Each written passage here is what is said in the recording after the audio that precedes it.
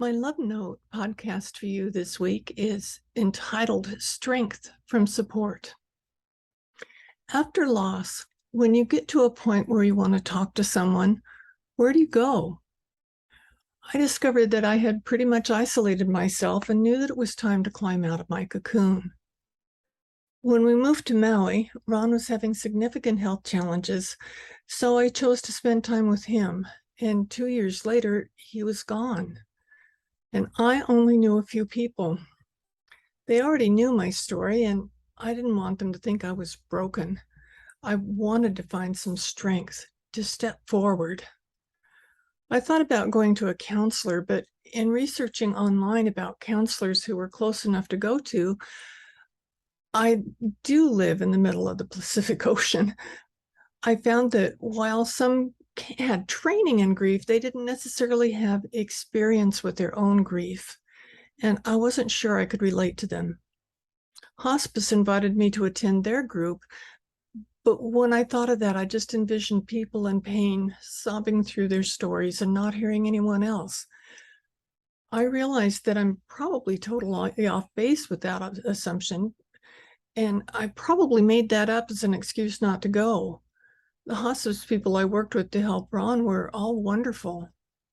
Sometimes I'm amazed at the roadblocks I put up in my own way. Then someone invited me to a death cafe. I thought that was a weird name, but I looked it up online and it seemed like a positive place to be. And that was what I was looking for.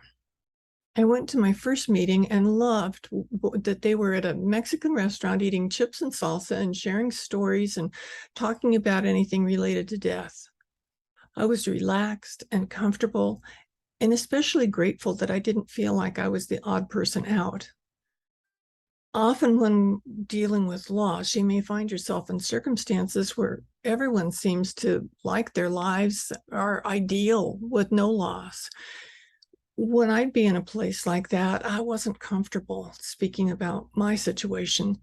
So I'd just smile so I wouldn't make them uncomfortable with a widow in the room and pretend that all was well.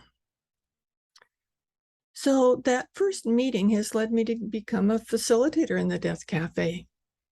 We met last night and I was so grateful to be there. The people who came had all lost someone or several people and were dealing with their grief, and everyone supported each other, talking about ways to deal with what we had all experienced or we were all experiencing, so freeing and positive.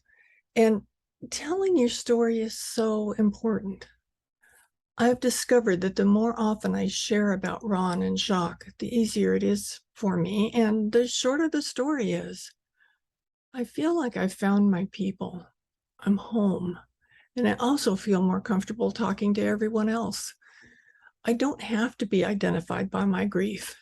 Instead, now I'm identified by my life. If you haven't found that place yet where you feel heard and supported, start looking now. If there's a death cafe in your area, check it out. If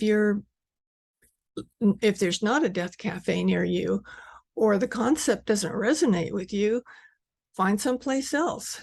For you, it may be a hospice group, or you may find some friends you know who are dealing with loss and meet with them over some cake and conversation.